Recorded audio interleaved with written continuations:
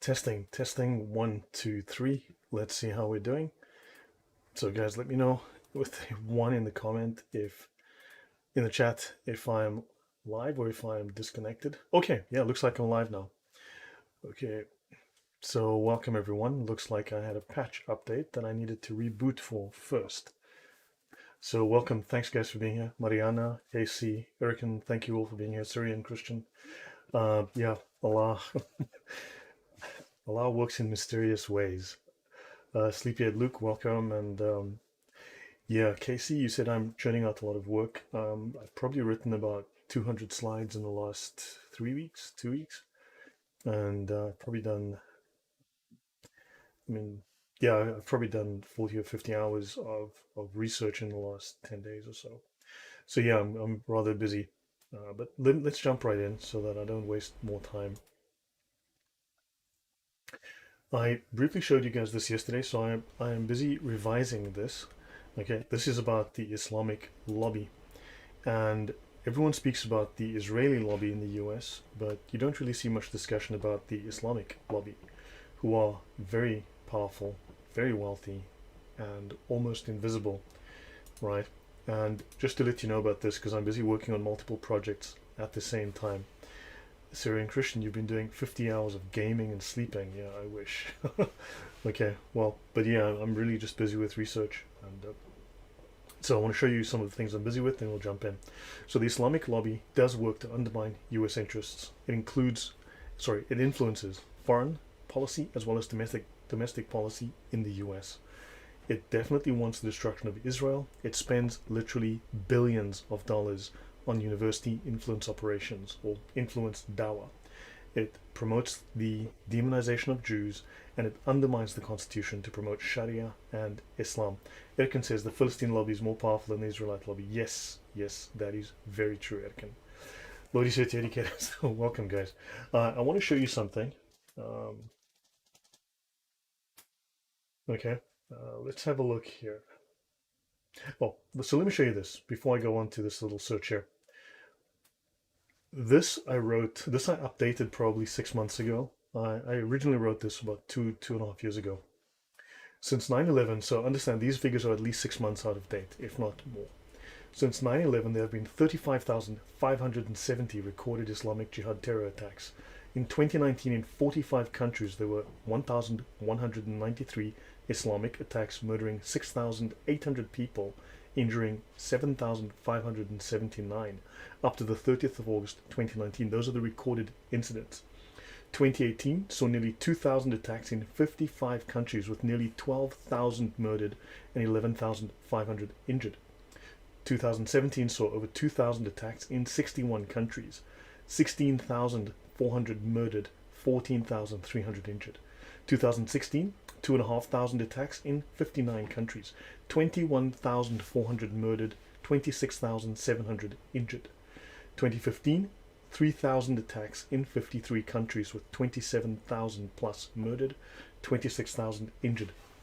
These figures so far are 84,000 terrorist murders in 10,610 Islamic Jihad attacks since 2015. Please tell me how this is the religion of peace. Okay? So understand statistics are necessary. We need to do our fact check. So I need to go back and revise these numbers. I need to update them for 2021. Now I want to show you the Arab lobby has incredible reach. Now obviously I'm not going to do this now in depth, but I want to show you this. Let me just bring up this slide. Why not? So let's look at, these are the figures that are known. We do know. So what is known is that these are not the full figures. RJ, yes, we would call that genocide. I think that's a fair assessment. Now, I want you to understand that I will do this in the future. So probably sometime in next month, I will do this slides. I'll update these and do these with you guys. But China has spent up to, I think 2 years ago, $680 million on their influence operations in universities in 1,597 donations. Now, this is taken from public documents which the universities have to publish, right? So the Religion of Peace website, yes, thank you. That's a very good website, Arnold. So exactly, very warm yellow peace, but not what we would call true peace. So these universities have to release, American universities must release their funding figures. We do know that they do not. They have been hiding these numbers. The actual numbers are at least double what we know publicly, right? Notice that Kazakhstan spent 62 million, Kuwait spent 65 million. Israel is one country. There are something like 51 countries within the UN that represent the Islamic bloc. Understand, Qatar has spent $1.25 billion. Saudi Arabia, $649 million. So Qatar is outspending Saudi Arabia to gain influence in universities, to buy minds. Right? Not only university students are now indoctrinated with this false dawah, but also you're looking at think tanks, lobbying. Now, when you look at, right, so understand, well, this is a lot of money. It's over $2.5 billion that is known in 1,848 Islamic donations. Now, notice here, when you add up to these countries, just Qatar and Saudi Arabia, you have 35.4 times more money than Israel spends in lobbying. Okay, when you add these two countries, Kazakhstan and Kuwait, you have 38 times more money than Israel spends in total. This $2.5 billion is 47 times more than Israel's spend in universities. Now, the question is, where does Israel spend its money in universities? Well, on farming, biotechnology, agriculture, and research in how to farm better, how to use water better. These guys are indoctrinating your children. I'll leave this here, but I will discuss this. Sergeant Grinch, hey there. Yeah, I know. That's where I got those numbers from, the Religion of Peace. That's where I got those numbers. So yeah, it is all the peace missions since 2001 and pretty much up to, yeah, exactly. So I will leave this one here and I will go to the next one. Someone asked me about a different project. Someone asked me about a book that they were curious about. Okay, so the book that I used yesterday was this book, Arabia, the Cradle of Islam, Studies in the Geography, People, and Politics of the Peninsula with an Account of Islam and Mission Work. This is by Reverend S. Samuel Zwemer. Okay, Samuel Zwemer. This is a very interesting read, and it's got those tables that I mentioned. I will show them again today. Okay, Jihad Watch is another good site. Yeah, so I'll close this. So now you've seen that, and so that's Zwemer here. So Samuel Zwemer said, Islam is not an invention, but a concoction. There is nothing new about it except the genius of Muhammad in mixing old ingredients in a new panacea for human ills and forcing it down by means of the sword. So T.W. Arnold said, Islam was born in the desert with Arab Sabaeanism for its mother and Judaism for its father. Its fosterness was Eastern Christianity. So there you go. So Hank Waldron, are you pro or anti-Islam? Are you pro or anti-thinking? So this is the table that I was referring to yesterday that I got to. Understand there are multiple sources of authority, right?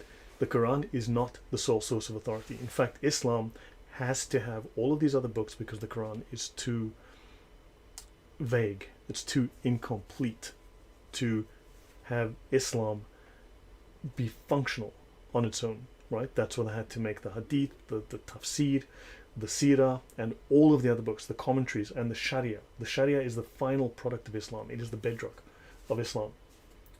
So the Quran is too daif, says Syrian Christian. Yes. So understand, you have here the book and you have the man, but notice there's something called other authority, right? You have the book, the man, and other authority. So let's just finish. So you can see these are all the sources here.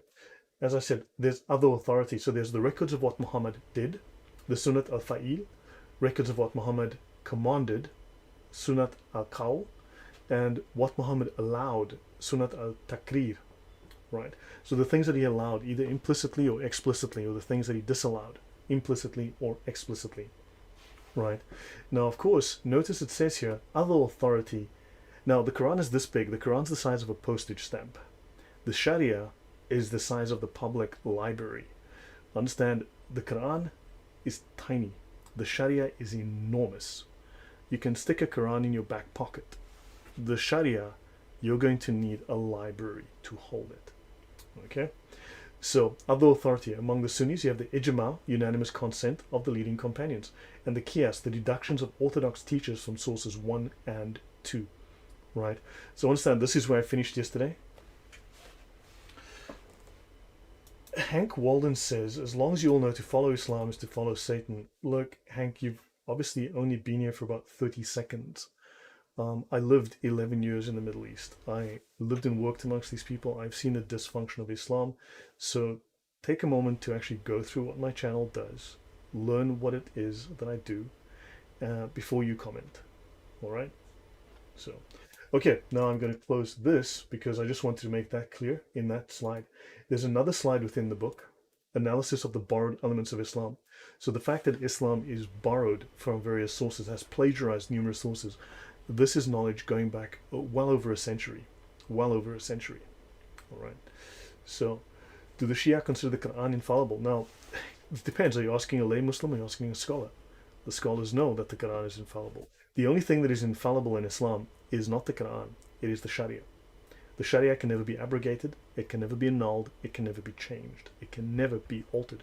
It is perfect. Whereas the Quran has been abrogated. The Quran has errors. Allah had to correct Muhammad's mistakes in the Quran, right? That's what abrogation is. So let me close that. And let me go back to my presentation. Right, that'll take a few seconds to load because it's a huge file. All right.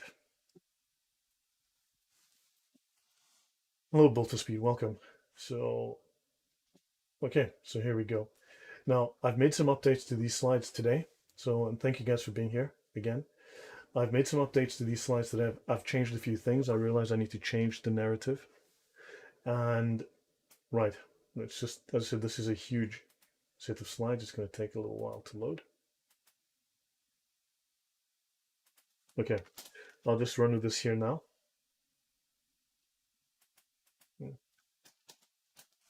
Right.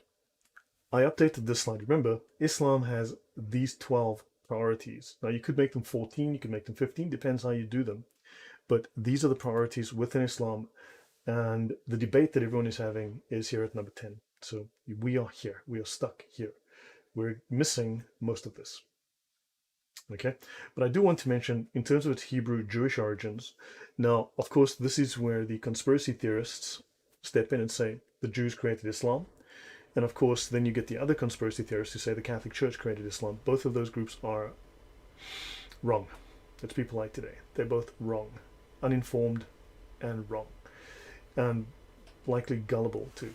So understand that it's plagiarism from multiple sources. Now, the word deen, as I mentioned, Islam being a deen, it means law in Hebrew. And Islam is the deen ul-haq, meaning the truth or the right way, right? What is right, what is correct. This is the same word as the Jewish haq, statutes. So they've borrowed numerous things from Judaism. Now, I ended here yesterday, and I will continue from this point. Oh, let me continue. Let me actually go back here.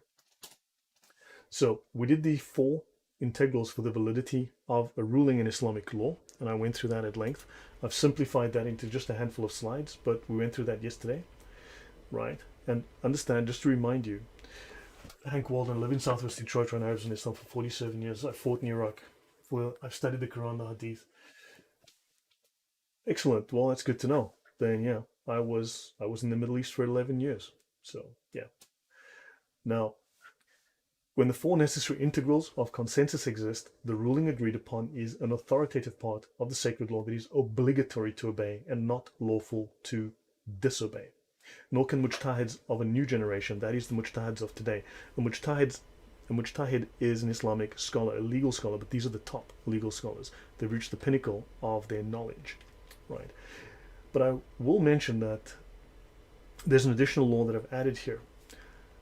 Someone raised among the Muslims who denies the obligatoriness of the prayer, etc., etc., or denies something else upon which there is scholarly consensus or ijma, which is known as being part of the religion, if they deny this, they become an unbeliever, a kafir, and they are executed for their unbelief. Okay? Yeah. Yeah, man. I've been out to Iraq as well, to northern Iraq. It was a good time. So, I know Armageddon News channel on YouTube. I chat to the guys sometimes. So, yeah, moving on. Okay, so understand when a Muslim denies what is in the Sharia, this makes him a kafir. And notice that ISIS followed the Sharia to the letter. ISIS was Sunnis. They killed the Shia. Now, ISIS made one misstep, shall we say an early misstep. Later on, if the world were a caliphate, this would not be wrong, but they made one early misstep. The only deviation they have from orthodox Sunni Sharia is that they abolished rukhsa, which is dispensation. They only allowed strictness. So denying the ijma according to the Islamic law results in your death. Yes, that is true. However, notice the following. Islam does allow the forbidden. Remember, lying is not only permissible, it is obligatory. Right. Now the question is, are they lying amongst the Muslims? Armageddon News. Hey, fantastic. Thank you. Welcome. Just subscribed. So, are they lying amongst the Muslims or are they lying to you as a kafir? Right. There's a difference. Right. So, yeah, thank you, Armageddon News. Welcome. Thanks for subscribing. So, yeah, one of the guys I work with and chat on a regular basis is now an admin with Armageddon News. So, dispensation is what is normally forbidden. Dispensation, this is rukhsa. Okay, this is where all of the Islamic laws are relaxed, and you're allowed to break any and every law if there's a case of perceived need. This is a very subjective need. Hey, John. Excellent. No, well done. Thank you. So, dispensation is when what is normally forbidden is made permissible because of necessity or need. Remember, this is subjective. For example, if someone is forced to make a statement of unbelief, it is made permissible to ease his hardship for him to do so as long as faith remains firm in his heart. So they're allowed to deny, they're allowed to lie. Okay? Now, okay, we came to this yesterday. Notice Muhammad has 201 names and titles, Allah has his 99 names, which is fascinating. I thought Muhammad was the second guy in this equation, but it seems maybe not. We've mentioned here, these are the records of what Muhammad did, right? What Muhammad commanded and what he allowed. And they've mentioned here the ijma. So this is well known, except it has not been taken up and been discussed. Now, if you're going to academic scholarship, they do know about this, but it's stuck in such a silo. It doesn't get out into the real world. What if you lie about denying the ijma? Well, of course, I mean that they can lie. Don't forget, I did cover yesterday in depth that Muslims are not allowed to reveal the Sharia to you. The Sharia, yes, of course, it allows religious deception. In fact, it's considered precautionary to be deceptive on a regular basis, on a routine basis, right? Of course, lying is obligatory. Now, I did mention yesterday that Muslims are not allowed to reveal the Sharia to you. It is a secret. It is potentially treason for them to reveal the Sharia to you, right? And this is why they don't speak about it to you. This is why Yasir Qadi spoke of they need to, the scholars will speak about these things privately. It's not for the lay Muslims because they're at the lowest level of knowledge, right? That Ibara level of the 4 levels, they're at the lowest level, right? They're denied access to these higher levels of knowledge, right? Now, to leave this behind for the moment. Now, the Mujtahid Mutlaq I've mentioned, this is carrying on from yesterday, is an absolute expert, okay? The Mutlaq means absolute, so technically infallible. Erkan says obligatory lying is one of the parts they publicly acknowledge. That is interesting. I mean, but we need to make this public knowledge. Understand that the way that public knowledge works, the way the public sentiment operates, if 10% of your group believes something, right, and assumes that this is common knowledge, well, if only 10% of your group has learned something, then what happens is 10% is enough to make that information common knowledge, common public knowledge. You don't have to convince 100% of people. 8 to 10% will be sufficient. So once you get enough people knowing this and talking about this within your group, then that has become common knowledge. And of course, once people understand what Islam's really about, and you start looking at the Sharia, because this is the bedrock, the hard backstop of Islam, they can no longer do the shuffle, they can no longer do the tap dance, they can no longer play the merry-go-round. This verse says no, but the other verse says something else. Well, this hadith says, well, I have another contradictory hadith. That stops. The Sharia is where that's the final interpretation. So the Islam's a different thing that they accepted existed at one point. I'm not sure. Just rephrase that question, please. Muslims should feel discriminated against by their own religious leaders. Their own religious leaders are allowed to lie to them, and in fact may need to lie to them to prevent doubt. Doubt is illegal, right? And also to smooth over potential aggravation, to smooth over potential arguments, Muslim leaders must lie, right? Because when you lie to smooth over potential disagreement, that is not considered lying. It's considered a righteous act. Kindly increase the volume of my mic. Okay, I'm going to pick up the volume, man, every time I do this. And okay. Right, is that any better, or do I need to go louder? Because I've been fiddling with my audio for, yeah. Oh, so they think the Psalms, because you've got it's PSAL, not LA, were Revelation 1 point. Okay, so yeah, they mention the Torah, they mention the Injil, and they mention the Zabur, right? So the Zabur is a book sent to David. Let me go back here. So understand, okay, so look up top here. Muslims believe that 104 books were sent from heaven in the following order. Now understand, the Bible, the Torah, was not written, and the New Testament was not written. It was a book given to Jesus. Okay, so Jesus was going up to heaven, and of course he said, oh, by the way, guys, it's Pentecost, and here's your little Pentecost present. Here's the Bible. Here you go, fully written. Thanks. And the apostles took this book and copied it and spread it. That basically would be the Islamic narrative, because they believe that the gospel was given whole and complete to Jesus, right? The Torah was given whole and complete to Moses, and the Psalms were given whole and complete to David. So now to Adam was given 10 books, and then to Seth was given 50. Now this is a very interesting point here, that Seth is given these 50 books. And why Seth? He's the third son of Adam and Eve. The first two are Cain and Abel. Okay, so Cain kills Abel, right? And then you have Seth, the next son. And the Gnostics lean heavily on Seth. I'll get into that in the future. The Gnostics took a screenshot. Dude, Roos took a screenshot. I'm going to have to hide that. Okay, not a screen crap. Okay, thank you.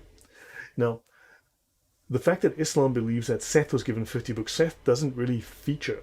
Okay, Seth doesn't feature, but Seth features in Islam. Why 50 books? Because the Gnostics believed that Seth was important. If you read through many of the Gnostic texts, like the Gospel of John, I mean, good grief, I don't mean the New Testament Gospel of John, but the Gnostic text, it's insane that Seth features so heavily. So that's why Islam focuses on Seth, because Islam is a Gnostic religion. I mean, it says so explicitly. Then Enoch, when you look at Enoch, again, the Gnostic Gospels lean heavily on Enoch. They derive a lot of their stories from Enoch.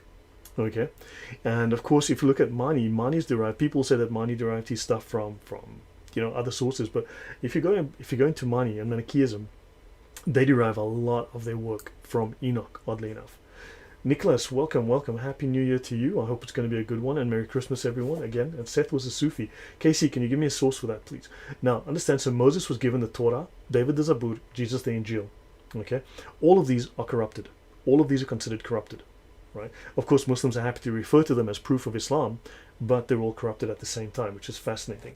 David was one of the writers of the Psalms, as were the sons of Asaph, thing, Moses, even Jonah. Well, yeah, but the Muslims seem to have missed that part. So back to this. I'm only going to do about 15 slides, and I'm going to show you guys some new work that I'm doing. And okay, so the Mujtahid Mutlaq, the four founders of the schools of fiqh. So absolute expert in Islamic reasoning, Mujtahid Mutlaq, such as Abu Hanifa, meaning pagan, and I had a Syrian Christian came in yesterday. Yes, this does mean pagan. Abu Hanifa means pagan. Malik, Shafi, and Ahmad. So these are considered the four absolute experts, the infallible experts. And they state here it is quite otherwise with the four schools, whose imams have spent themselves in checking the positions of their schools, explaining what could be rigorously authenticated as the position of the person it was attributed to and what could not be. These four scholars, have thus achieved safety from textual corruption and have been able to discern the genuine from the poorly authenticated. So the writings from these four scholars from their school is considered infallible. Okay, the scholars do consider themselves infallible. Ijtihad mutlaq, I've mentioned, the act of creative ijtihad through which the founding imams derived from the revealed sources a systematic structure of law. Now, mutlaq means absolute, and the mujtahids of the heroic age, the founders of the schools who are called mujtahids mutlaq, an epithet or a title which none after them has borne. So these are the only four scholars in Islam who have received the title of mujtahid mutlaq, the perfect, infallible scholars who cannot make mistakes, because God, the hand of Allah, is over the group and they cannot make a mistake. Muhammad made mistakes though, and Allah had to abrogate the Quran to fix Muhammad's mistakes, as the scholars will happily tell you.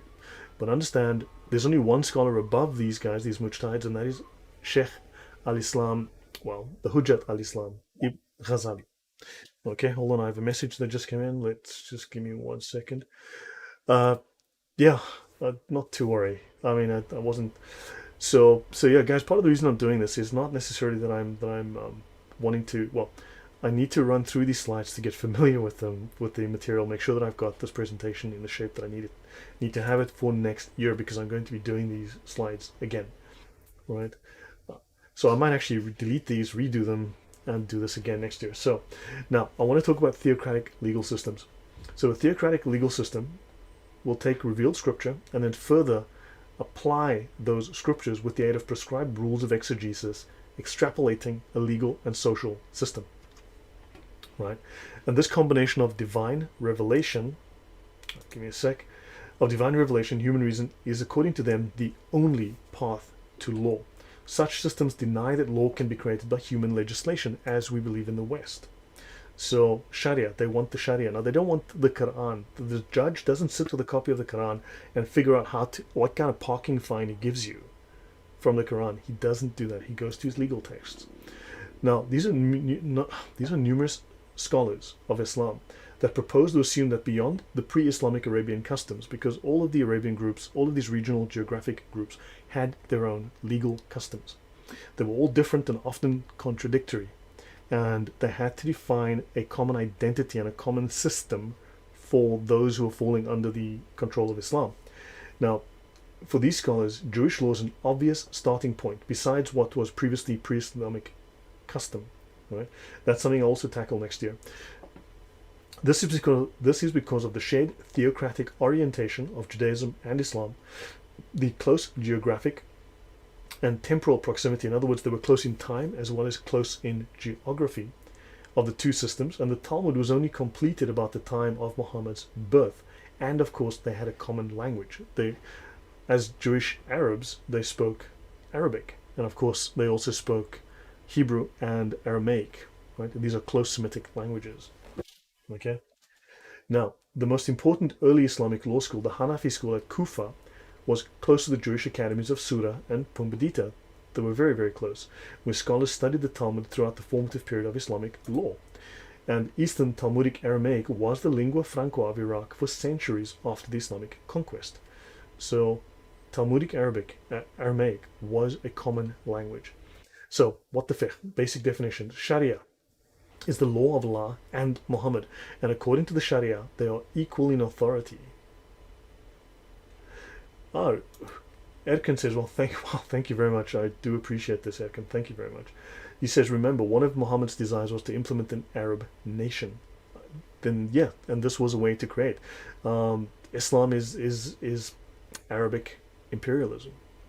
So, understand, according to the Sharia, what the lawgiver, so the lawgiver, the one who gives the law, is synonymous with Allah or Muhammad. They both are considered, according to the Sharia, equal authorities. This is shirk. Now, the Sharia are the eternal values and moral principles derived from Quran and Sunnah. Typically, these are the clear commandments. When Allah says, don't eat pork, that's pretty clear. That's Sharia. Okay? But what if you're starving and there's no other food?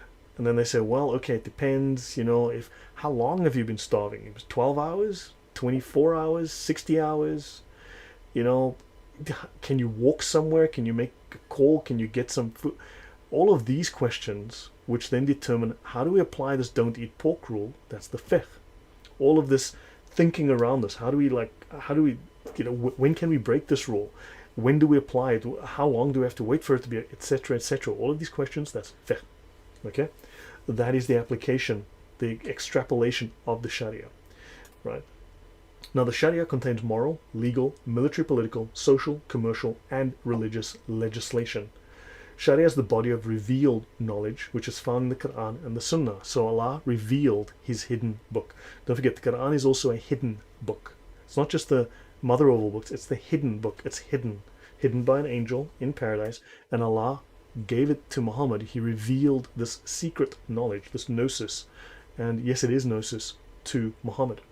Okay, and also it is laws that are inferred or implied from the revealed sources. So these are the general principles of the law. Fiqh is the applied body of law derived from the Sharia to cover situations not directly treated in the Sharia law. This is the law in practice. Now, we speak here of Sharia, we go to the science of the Shari, ilm Shari, revealed knowledge. This is from the Encyclopedia of Islam. Shari means a clearly defined way. And the lawgiver is characteristically Muhammad in his function as model and exemplar of the law. So the lawgiver in Islam, forget Allah here, it's Muhammad. Okay? In practice, Muhammad is the lawgiver. In practice, Muhammad is the word of Allah. He may as well be Allah. Remember, if you've obeyed Muhammad, you've obeyed Allah. He is the clearly defined way, or he brought the clearly defined way. Now, fiqh, legal doctrine, literally understanding, applied tangible legislation on religious obligations, commercial transactions, crimes, etc. Militarily, Sharia and fiqh are also defined as enemy threat doctrine. Okay, where's our new friend that was here earlier? Hank Waldron. You'll understand this as well. Sharia is enemy threat doctrine, and we need to understand it because remember, we've discussed yesterday, Islam is a military political system. And the science of deducing Islamic laws from evidence found in the sources of Islamic law. So fiqh is also the science of deducing Islamic law from the Quran and Sunnah. It is the body of deduced laws, and of course, it uses the source references from sources 1 and 2 for its authority. It is the practical implementation of the Sharia. It is the science of determining the precise terms of the Sharia, like when, why, how, who, how much, etc. All of the details that might not appear within the Quran.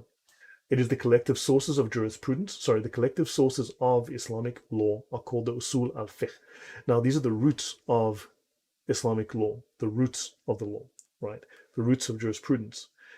And Shafi did not invent these, but Shafi perfected these. Shafi is the guy who refined all of this, collected it all together, refined it, and he made it into the science, or into the orthodox body that we have today. Usul al-fiqh, the roots or sources of legal knowledge, i.e. the Quran, the Sunnah, the consensus, the ijma, and analogy, comparison, case law, and so on. Understand though that the roots, this derives from the Jewish concept of, because it's a tree, the roots come from a tree, the Jews had their tree of life, and the tree of life led to the law. Right, so there's a link there to that. But also it comes from the way that the Jews structured their own law. Medina is where Muhammad went in 622, 8,000 to 10,000 Jews, and he was exposed to Jewish law there.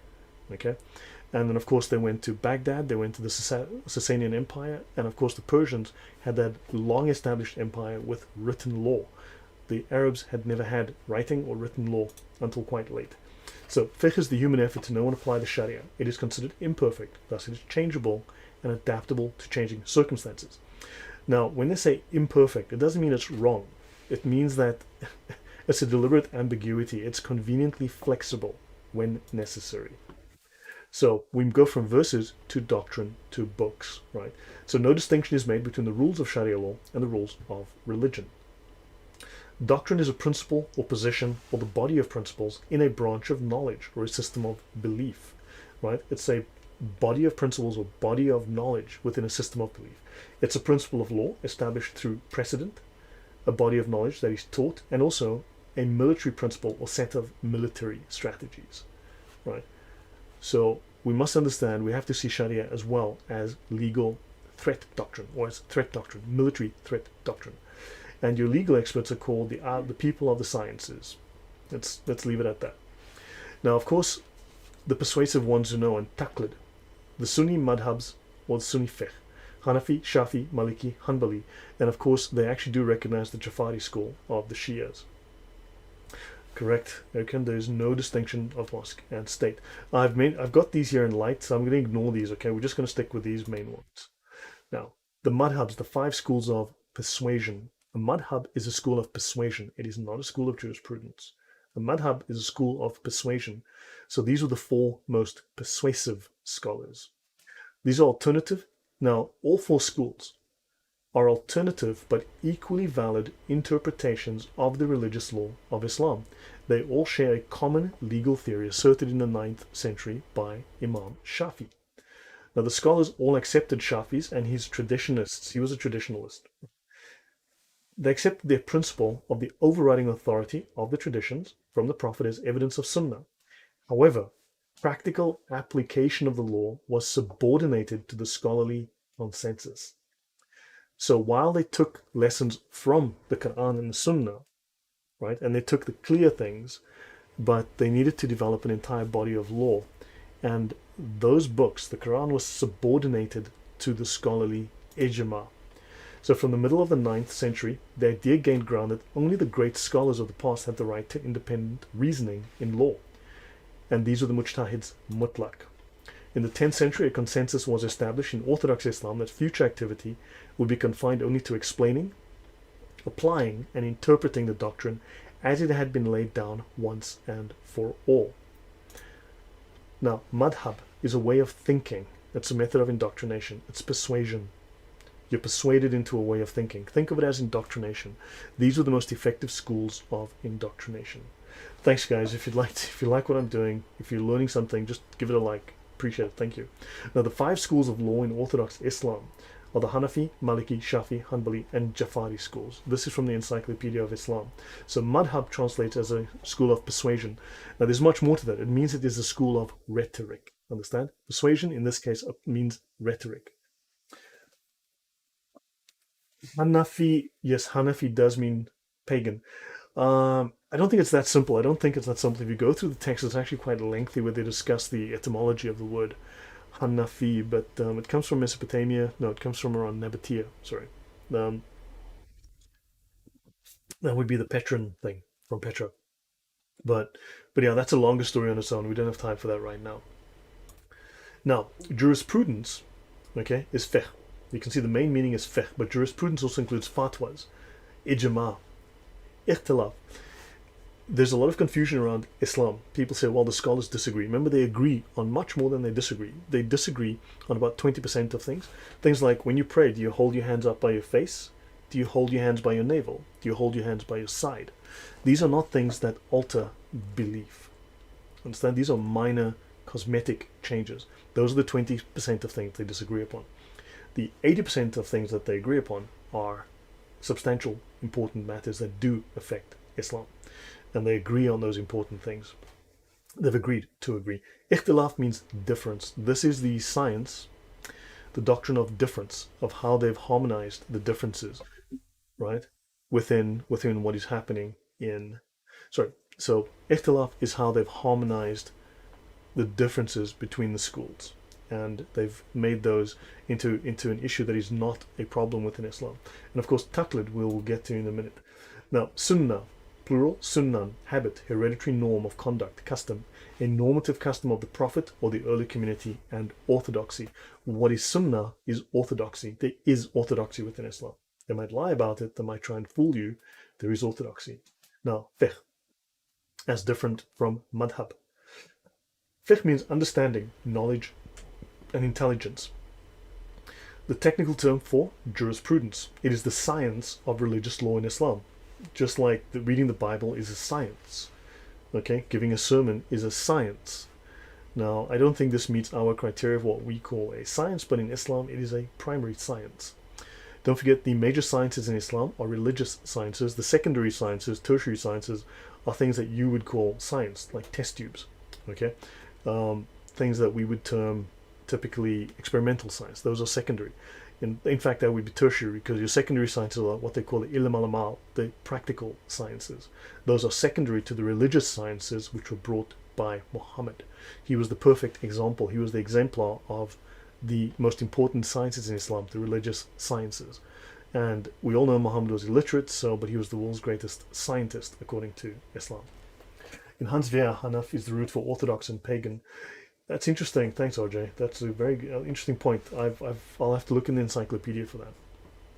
So, in addition to the laws regulating ritual and religious observances containing orders and prohibitions, fiqh includes the whole field of family law, the law of inheritance, of property, and of contracts, obligations, criminal law, and criminal law procedure.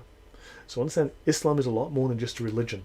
It's a lot more than how you pray in church. Understand, it's a lot more than how you get to heaven.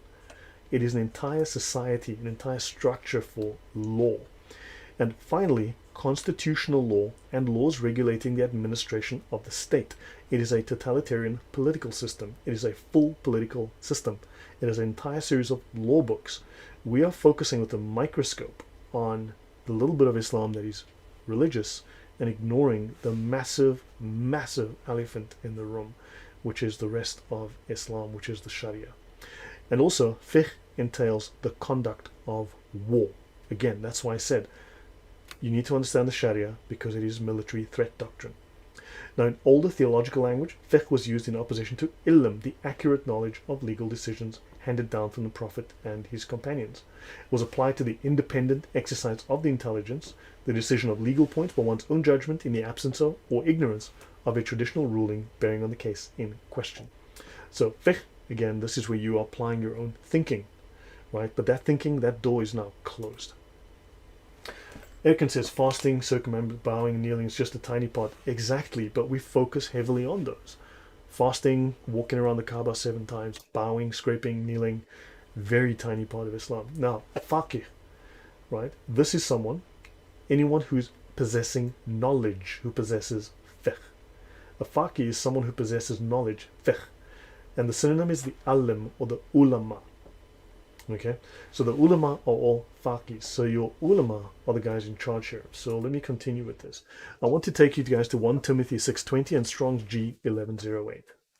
In 1 Timothy 6 verse 20, Paul says, O Timothy, keep that which is committed to thy trust, avoiding profane and vain babblings and oppositions of science falsely so called.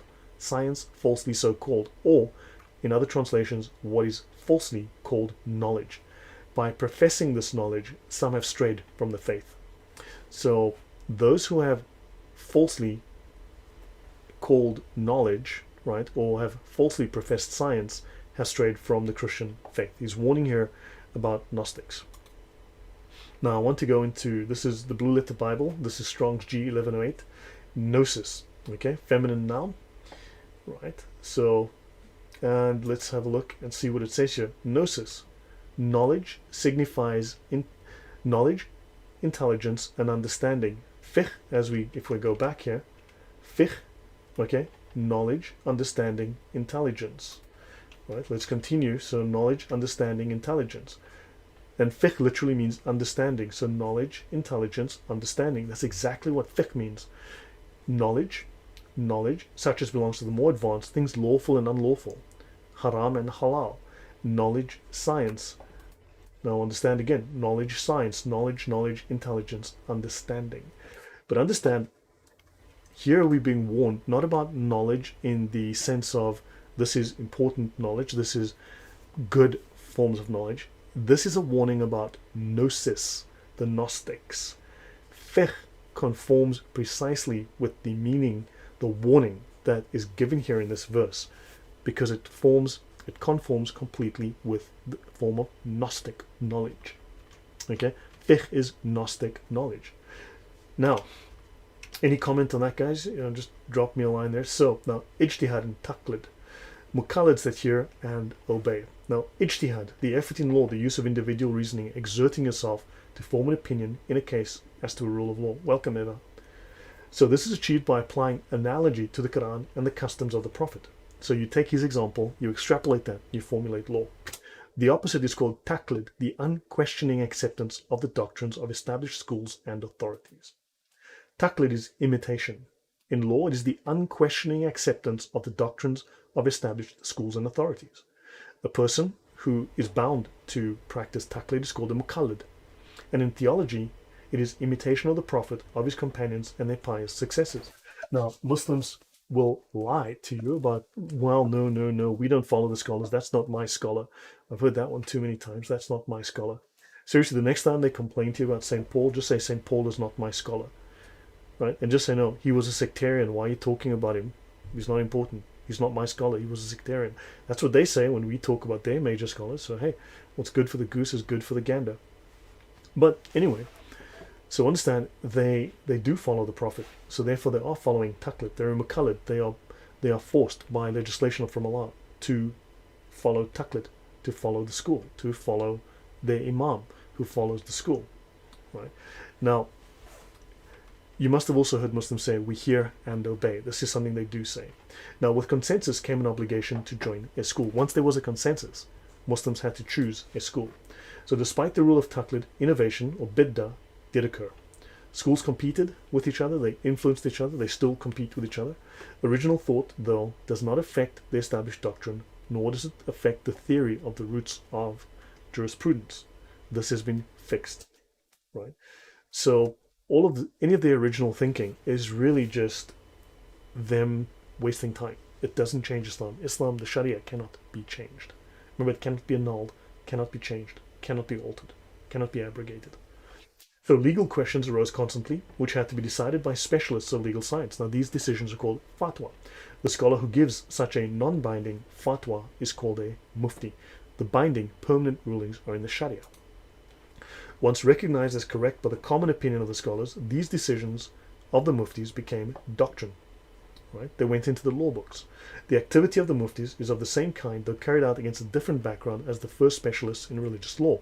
Those first mujtahids, they're doing the same thing, except they're working within the constraints of the existing ijma. Right? A mufti gives an opinion on a point of law, and a fatwa is an opinion on a point of law. Okay, now, have you consulted a scholar? Because, man, I have consulted all the scholars. Good grief. Let's look at Al-Albani, very famous scholar, very popular scholar. He, Sam Shamoun mentioned him one time when they're talking about the commentaries, the tafsir and so on. And, in connection with the grading of hadith. So we'll end this section very soon, and I'll just briefly do something else. Allah the Wise has divided the Muslim community into two types of people. The al-dhikr, the elect, and those that depend on the al-dhikr. Those who do taqlid and those who are in charge, the ulama, the major scholars, and those who follow them, the dippis who follow them. As Allah says to the ordinary people, ask those who possess the message, the al-dhikr, if you do not know. That's in Quran 21:7 and Quran 16:43. Now it does so. Ask the people with the scripture if you do not know. Now understand, when Christians read this scripture, yeah, there are so many scholars. Now, when we read those books, they say, ask the people of the scripture. And of course, we go, well, that's the Jews who had the Torah, right? And that was an injunction for Muhammad to check with the Jews and Christians. That's how we read it. That's not how they read it. They read it completely differently. Ask the people who possess the message. Well, who got the message? Muhammad. And he taught it to his companions, and they're the ones that need to be asked. That's how they spin that. Understand? They view that in a completely different way. The elect. Now, what is interesting, if you look at Manichaeism, Mani had two classes. The priests, who were called the elect. Sounds like Calvinism to you. Yeah, Sergeant Grinch, we need to talk about all of that stuff one fine day. I gotta read to annoy people once more on this topic, but I need to read. I need to read Martin Luther to people one day, and then ask, is this Muhammad or is this Martin Luther talking? Because, man, okay, the elect are the scholars. The elect are the chosen ones, the ones chosen by Allah. Allah has given them favor because who Allah favors, He gives them the knowledge. Okay? Yeah, I know, Erkan, I know mantuk is not logic, it's complete bogus trash, but yeah, I need to, I'm trying to use these definitions I'm well aware of. So anywho, so the elect are the scholars. The scholars are a level above your lay Muslims. They are the ones who possess a certain sacred knowledge, but it's secret knowledge, which your lower Muslims do not have access to and do not know. Allah has favored them because who Allah favors, He gives this knowledge. Okay, so these are the scholars. But notice in Manichaeism you had the elect and the hearers. The hearers would say that we hear and obey. And of course, what do Muslims say? We hear and obey. They are the hearers. And of course, you had the elect. And the elect is used to describe the scholars in the Sharia, oddly enough. The people of the dhikr, the people of remembrance, are, as we all know, are the people of the Quran and the people of the Hadith. Those who know the authentic from the unauthentic. Now remember, we mentioned the four scholars, right? They know the authentic from the unauthentic, and the general from the specific. The Sharia is general, the fiqh is more specific. So these guys understand in a broad global sense, right? So the general from the specific, and the knowing the general is more important. It's a higher level. And the abrogating from the abrogated. And of course, Muslims will lie about abrogation. But to become a judge in Islam, you must know what is abrogated. You must know what abrogates. Okay? Is that why the women in Islam, they don't have any knowledge? Who knows? Who knows, dude? And now, in this extended discussion, Al-Albani discusses a hadith that alters a Quranic verse, right? So if you go to this longer discussion that where I took this from, he discusses a hadith that alters a Quranic verse because, yes, the hadith do abrogate the Quran. I discussed this yesterday. And also he refers to the mantuk and the mafhum of the above verses. Now, understand, he doesn't explicitly state it like that. The mantuk and the mafhum are another form of abrogation. The Quran says the sky is green, right? This is what the literal plain text of the word said. The sky is green with yellow stripes. So Allah says in the Quran in verse 99.7, the sky is green with yellow stripes. Now when you read it, it says the sky is green with yellow stripes. However, that's the mantuk. The mafhum is how it is understood, not how it is read, how it is understood. It is understood to mean the sky is blue. So the verse can say, when you meet the kafir in the street, buy him an ice cream, give him $10, give him a back rub, tell him he's a lovely guy, give him a drink of water if he's thirsty, and give him a foot rub. That's what the Quran says. Those are the words in it. That's the literal mantuk. The mafhum, it is understood to mean stab him in the throat, take his money, rape his daughter, sell his wife into slavery. See, this is the literal meaning and this is the understood meaning. So understand there's another level of abrogation which you do not know about, which we need to learn about, okay? Because there's so many forms and levels of deception in Islam. Right, so, and let me finish. So, I have a few slides, but I'm not going to do all of them. So hopefully, it is Calvinism. Ash'ari Aqeedah is occasionalist, denying occasionalism is equivalent to denying. Yeah, as I said, one day when I have the time, I'll get to further into Martin Luther. I'll read to you the things Martin Luther said and believed, and I'll ask you, is this Muhammad? Is this Martin Luther? The scholars of the first generation. So, from the Aqeedah of Imam al-Tahawi, okay, Hanafi. Now, of course, I'm deliberately just using the Aqeedah Tahawiyah, okay? So, the scholars of the first generation who preceded us and those after them among the successors, the people of virtue, tradition, understanding, and insight, they are not mentioned except in a gracious way. Whoever mentions them in an evil way is on a path different from their path. So again, this is where from their creed, they understand that if you do not follow the way of the early Imams, you are not part of the Muslims.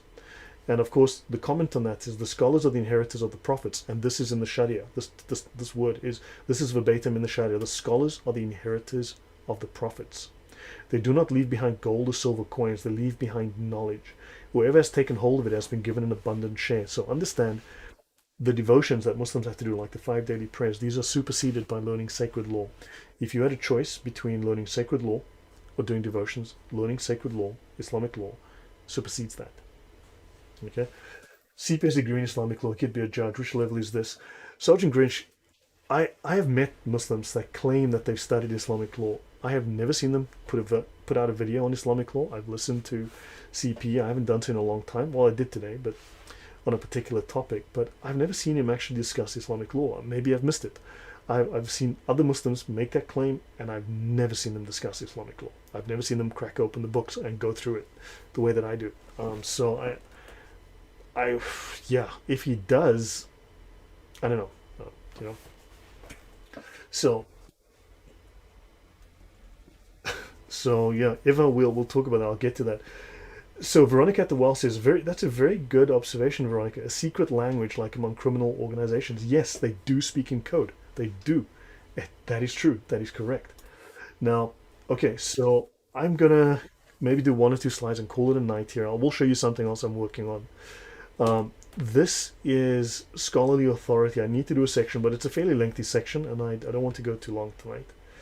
But of course, we need to respect their authority. Whenever he says this, it's so funny. Respect my authority. Anyway, so if you want to, I can recommend that you read this chapter, Book B, in The Reliance of the Traveler, link in the description below. The validity of following qualified scholarship. This is the page numbers in the book itself. These are the page numbers in your PDF reader. Okay, this is the Adobe PDF reader. Okay, so yeah, so this is something. So guys, I'll end here tonight, but do me a favor, read through this and see what they say um, about the authority of the scholars, just how authoritative they are. It's incredible. Okay, and now I'm going to bring up something else. Um, yeah. So, so would you guys like me to talk about some new research that I'm doing? Just drop me a one in the comment if you'd be interested, because I'll finish here for tonight. But I'm busy working on on some research that I think has been overlooked. I think that has been missed, and that I think will add to the puzzle of the origins of Islam. Okay, sweet stuff. So it looks like you guys are interested. Okay. So these are my notes here. I am going to go here. So, okay. Now, I'm busy doing a lot of research on the origins of Islam, and I'm going to be doing a talk. Dr. J. Smith has asked me to discuss the antecedents of Islam and the Gnostic antecedents, and I have a lot of information on that. I think I've got the best knowledge to date of it, at least I think I've collected the most definitive set of knowledge or set of facts and information on that subject, which I'm busy collating at the moment. BMW, welcome. And Sergeant Grinch, thank you, thank you, thank you. Veronica, so Veronica says, why did you say that the Sharia is a library? It is defined in one book like the Reliance. No. Okay, the Sharia was technically thousands of commentaries, thousands of books. But the Sharia, think of the Ten Commandments. They're very short. Thou shalt not commit adultery. Okay? Thou shalt not commit adultery. Okay, so we know that. What is adultery? Is it adultery if you do this? Is it adultery if you do that? Now think, thou shalt not commit adultery. Okay? There you've got a few words. Thou shalt not commit it. 5 words. Well done. God's given you 5 words. Don't commit adultery. Okay, so now you go, okay, what about divorce? What about marriage? What's adultery in a marriage relationship? What's adultery if you're not in a marriage relationship? How do you deal with this? Is it a crime? Is it not a crime? Is it a sin? Is it not a sin? What about divorce? What about the children? Okay, now suddenly you have 50 law books dealing with marriage, dealing with crimes, crimes of married people, etc., etc., etc. The doctrines of getting divorced, the doctrines of getting married, all of that stuff. It's all legal. That's your fiqh. Understand? The Sharia would have said, don't commit adultery. Okay? The fiqh is those 50 books, 100 books, 1,000 books on exactly how you're supposed to go about this whole thing called marriage, which might have adulterousness in it, etc., etc. Understand? So what happens is you've got the main Sharia book, right? Then someone's going to simplify that book. Okay? Someone's going to I believe the term is hajia. I cannot find the word, but I believe that's the term for it. So they're going to simplify that book. So someone writes this fat, difficult, very technical book. Then someone makes a simplified version of it. Okay? Then someone writes a commentary on the simplified version to explain it, to flesh it out a bit more, to provide more detail. And then someone writes a commentary on the commentary. Okay? And then all of that's your fiqh. Understand? So these are all the different books. There's numerous varieties and genres of these things that are all related. And then, of course, some are entry-level books, like the Muqtasar al-Quduri. Apostate Prophet posted some law from that recently, like a week ago. The Muqtasar al-Quduri is considered a primer. It's an entry-level, basic-level book for beginners. Okay? The Reliance does not officially appear in your typical, if you go to study as a Qadi on a course, if you do a course at the university, at a seminary, or online or whatever, the Reliance does not appear, but the Reliance is one of the finest books written on Islamic law. It is one of the, if not the top book, all right? Because it is such a detailed, such a complete book. It's got a little bit of everything. Now, no one Sharia manual contains everything. Some Sharia manuals focus on, say, marriage. Some focus on maybe commerce, okay, commercial transactions, banking, sales. So no one book covers everything, and no one scholar is an expert in everything. So to get the full picture, you need to have many scholars, and you've got to get pieces from many books. And a given scholar might not be authoritative. He might have written a book that might not be authoritative. He might have written a chapter or a couple of paragraphs that are considered fantastic, and those are authoritative, but the rest of his book is not. Shafi, for instance, wrote 2 versions of his Risala. The first version you can ignore. It's been superseded. He contradicted himself, I believe, in the second one. He wrote a second one, a new one, because he changed his mind on some of the rulings. Understand? He changed his mind. So in other words, a Muslim can show you, but hold on, but this book says, and it's bogus, it's nonsense, doesn't matter. You need to find who are the final scholars, who are the final rulings. Now, you might have a group of 20 scholars that go, well, we think that, and they'll give you a fatwa from Islam QA that says these 99 scholars that, all have long beards and spectacles and PhDs all say the following. You can ignore those guys, because there's one scholar that if he says it, those other 99 guys better shut up and listen. So there's levels of authority. Understand? One scholar can overrule 100. So understand, there's all these levels and gradations we need to understand. Hopefully that answers you. Okay, let me go through the comments that I've missed. It was raised a Lutheran, but it was quite problematic. It was way too close to Calvinism. Yeah. It's 20 July 1944. Yeah, one day I'll go through Luther. Man, there's some serious issues there, some serious problems there. Lloyd, speaking of antecedents, do you have information about how the Imams, the scholars, came essentially to control the Islamic State? Yeah, that goes back to the Umayyads and then to the Abbasids, where the precedent was set. Okay, the problem is that under the Umayyads they were given the caliphate didn't make the Imam authoritative.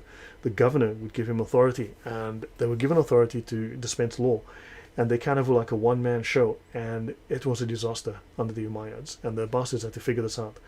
So yeah, but that's something I'll get into another time. So there was a precedent set. Okay, and Dragon, welcome, thank you. Hey guys, Dragon has her channel. It's under the name Dragon Daenerys. So if you guys will go and check out her channel, give it a listen. She does Bible readings, and give it a like, give it a subscription. Right? She's always helping us. She's always very, very helpful, and she's always helping to grow our channels, support us, give us good advice. So guys, give her channel some support. Tara Marshall, new to the channel. I appreciate the work. Thank you very much, Tara. Much appreciated. Okay, so now let me jump into this. Hold on, I need to close this here. Okay, so guys, I'm busy working on the antecedents, okay, the Gnostic antecedents to Islam, and it's extensive. It's very, very extensive, okay? I have mentioned some of that before, but now this is something that I've been coming across. Now, this is all very raw notes, understand? This is not prepared. This is just my raw notes as I've been collecting them, and I'm busy researching. So what you have here is Shahid. This is Irfan Shahid, very well-known author, but again, be cautious with information. Don't take it at face value. You need to check everything, okay? Shahid has presented strong evidence for the influence of Ethiopia on the Christianity of Mecca, which would indicate monophysitism.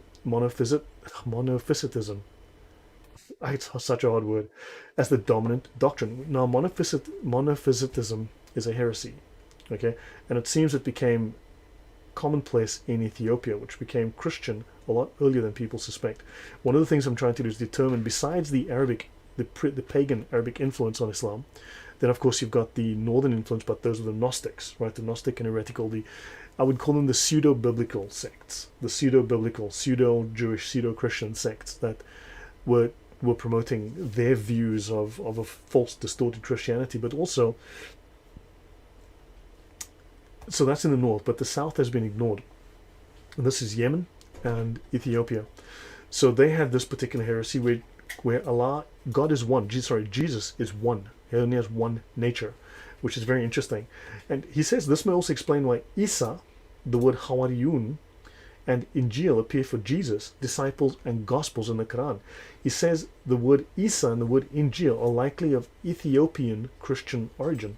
Now, I've gone through in the past, last week, I actually went through the etymology of Injil, and it does seem to that the word Injil originally comes from the Greek, but it then somehow ends up in Ethiopia. And then from Ethiopia, it makes its way into the Arabic, not directly from the Greek, not through the Syriac. It seems to make its way through the Ge'ez or Ethiopic language. Understand? So this seems to be the most plausible explanation, but also, there's also the Persian Anjil, which is very interesting. So now, if you guys have access to this particular document, Islam and Oriens Christianus, Makkah 610 to 622 AD. If you guys have a copy of this, I would love a copy. I have not been able to find one. I have busted my chops. I would love to get a copy of this. If anyone does, if anyone knows where I can find it, please drop a comment. Drop a comment in the video later. Okay? So, but now I do not want to dismiss what he says. I want to know why he says this. I want to go and see what his evidence is for this. Okay? And next things, Ethiopian Christianity, they did mandatory circumcision like the Muslims. Okay? They also had ritual impurity and ritual, purity laws, just like in Islam, especially in sexual matters. Okay? They abstained from eating pork. This is just like Islam. These are Christians from Ethiopia that had these Jewish laws. Not only, and historical traditions that have a very strong Semitic influence. Okay? Not only is its classical language Ge'ez purely Semitic and its alphabet taken over from Sabaean, which is from Yemen. This is not Sabians, this is Sabaean. This is from the Queen of Sheba from Yemen. There's an abundance of archaeological and historical evidence of close ties between the Ethiopian kingdom of Aksum and southern Arabia. We've been focusing on northern Arabia. Remember, Arabia was further north back in the day. Okay? Jordan, Lebanon, all that area was Syria, was Arabia. Now it's not. Now Arabia's down south. So that's changed. But also notice, the Ethiopia is mentioned multiple times in the Old Testament, so it was important, and it's also a few things. So you've got also within this Jewish Midrashic material found in these Ethiopian religious texts, of course, and the same material appears in the Quran. Muhammad's first, the guy who first did the Adhan, Belial, was Ethiopian. Muhammad's wet nurse, when he was born, his wet nurse was Ethiopian. Until he was, 6 or 7, she was with him. Understand? So what did she put into his mind? Right? And then, of course, according to some scholars, Muhammad would have made the journey across the sea, just across the ocean, to Ethiopia. Now, look, obviously, we've got to take into account, is Muhammad a real person? I think there was a character, whoever he was, let's call him Jimmy, and Jimmy was a character who was obviously important, and then, of course, they took other characters and stuck them on top of Jimmy, so now you've got one character who's like an amalgam of multiple characters, and then eventually blah blah whatever. Okay, but this character Jimmy, he would have gone to Ethiopia, so he traded there and he learned there, because the Ethiopians had a major trading empire just like the Nabateans, and they controlled southern Arabia for some time. So it is not clear. Okay, for instance, I've mentioned this here: the Arabic Injil resembles the Ethiopian Wanjil and the Persian Anjil. So the word had been introduced into Arabia by Abyssinian Christians, Ethiopian Christians, at the beginning of the 6th century. Now there's evidence that this happened in the 4th century. I've discovered evidence this happened in the 4th century. The original accepted origin is Greek, euangelion, into the Arabic. But, you see, it comes in via the Ethiopic Wanjil, okay? Not via the Syriac Evangelion. Now, this was uncovered less than 2 years ago in Ethiopia. The Church on Earth in Ethiopia rewrites the history of Christianity in Africa. So this is from the Smithsonian, and there's numerous. Jimmy became Superman. He did. So here you've got, in northern Ethiopia, a team of archaeologists uncovered the oldest known Christian church in sub-Saharan Africa. Okay, it's in Aksum, which is a trading empire that emerged in the 1st century. And the church is from the 4th century, the same time when Constantine legalized Christianity, which is incredible. So this church is 3,000 miles from Rome in the 4th century, the early 4th century, which is incredible. And this religion, Christianity, would have spread quickly through long-distance trading networks that linked the Med via the Red Sea with Africa and South Asia.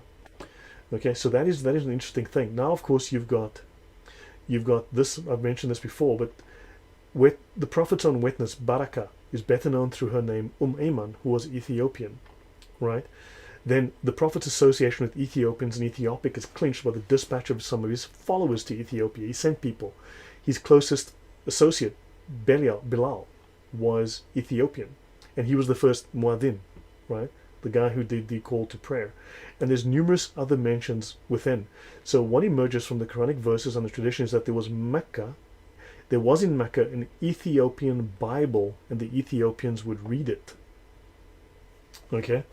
So this means that the presence of Christianity in Arabia was up to 300 years earlier than we realized, than we expected, 300 to 400 years earlier than we give it credit for. Understand? This changes things. Okay, and so now a couple of things. So let me go here. Okay, now there's something interesting called the Temple of Awam. Now Christian Prince has mentioned this, and I'm going to be digging deeper into this. But the sanctuary of the Queen of Sheba, Mahram Bilqis, Awam, comes from Wam, which means sanctuary. It's a Sabaean temple dedicated to the principal deity called Al-Makkah.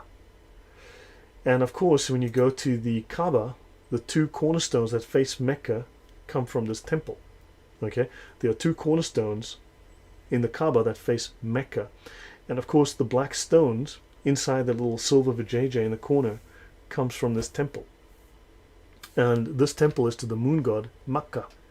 Everyone's been wondering, where the heck does the name Mecca come from? Well, the most important temple here is Al-Makkah temple. Okay, and so then you've got here, so it's Sabaean, and he was the moon god of the ancient Yemeni kingdom of Saba, and he had a wife, just like you had Allah and Alat. Well, now, of course, he had this guy with his little famous wife as well. So he was worshipped all over, okay, northern Ethiopia. Makkah, the moon god, worshipped in Saba, an ancient kingdom of Yemen, okay, as well as in Eritrea, northern Ethiopia.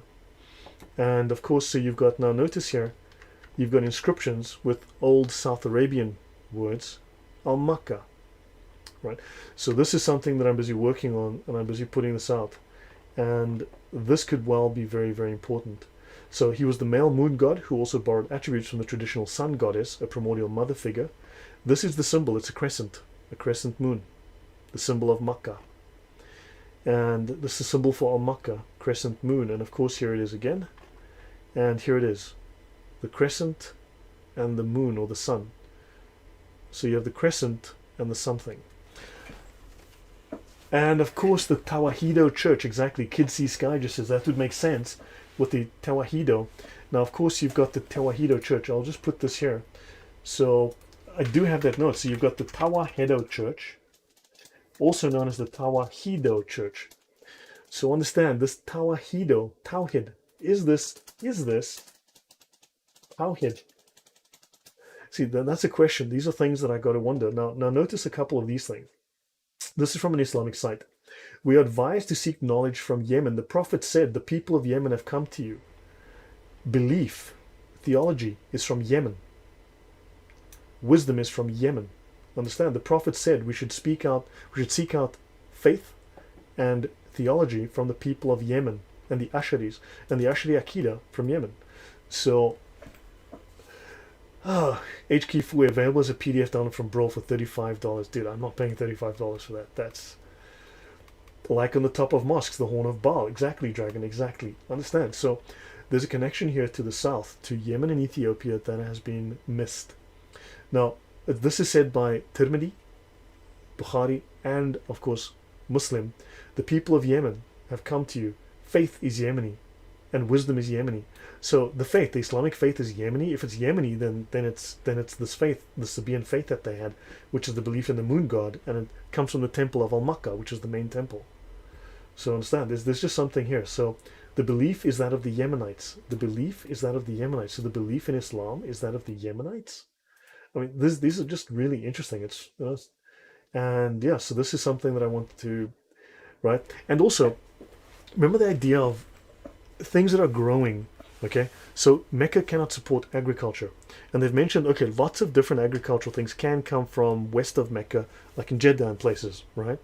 But olives don't grow there. Well, so we know that for Dan Gibson and I believe for Dr. J. Smith, the reason that they liked Nabatea and Petra was because of olives growing there. Well, olives can also grow in Yemen and Nabatea. Olives also grow in Yemen. So what if Yemen is another potential source? I'm not making a definitive statement here. I'm just saying there's evidence here that needs to be investigated rather than dismissed. And they had a trade route. Okay, these guys controlled much of the Hejaz for a long time. They controlled much of the Hejaz for a long time. Okay, they traded all the way up to Syria, going through the Hejaz. So Sergeant Grinch, this changes much of common Islamic history. So yeah, if you can tell me more about that. Saint Caleb of Axum, exactly. So now revisionist. Now, I'll pause here. Now the black stone is in the Yemeni corner. The black stone of the Kaaba is in the Yemeni corner, and if you touch that corner, it'll forgive sin. People used to travel to this temple for salvation. So yeah, I don't know. So yeah, so guys, that's what I'm busy working on. That's one of the things, one of the many things that I'm busy working on. What do you guys think of that? Does it seem like there is something here? I mean, what are your thoughts? Is there an Arabic root for Tawhid? If not, they would be clearly coming from another language. Exactly. But this Tawahido, the Tawahido church, where Jesus is one, he has one nature. God is one. Understand? There's just this interesting connection there, just this interesting parallel. Now, I'm not saying that Islam comes from a single source. I don't think it does. It definitely has stolen from everybody. It's taken from the Jews. It's taken from the Christians. It's taken from the pagans. It's taken from, you name it. It stole from them. The Persians. It stole from the Gnostics. So much for Abraham building the Kaaba, exactly. But understand. So yeah. So guys, that's it from me. Thank you very much for being here tonight. I appreciate it. Thank you, Edkin, for the donation.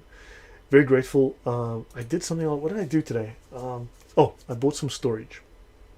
I bought some permanent storage on Google, and so what I'm going to do is I'm going to be sharing all of my research notes, all the books and references, my dictionaries. I expand it on a weekly basis. I add new materials constantly, right?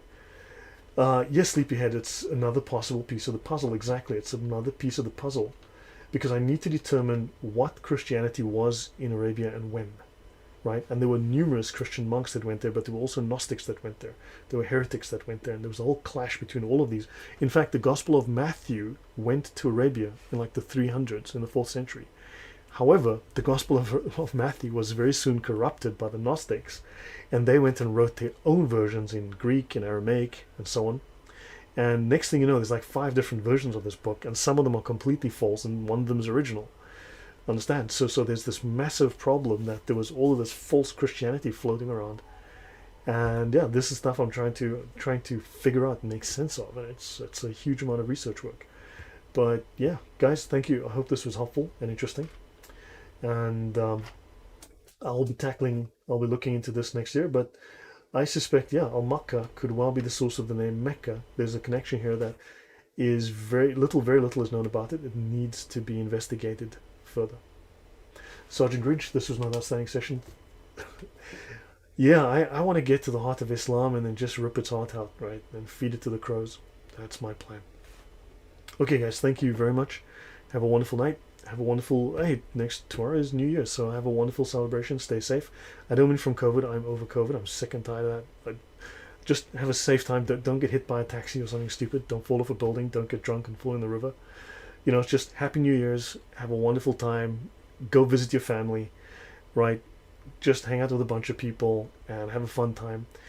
And yeah, we shall see you guys next year. I'll probably do something on the 2nd. I'll probably stream on the 2nd. So we'll see you guys. Take care. Happy New Year. Stay safe. Take care and good to see you all. Bye bye.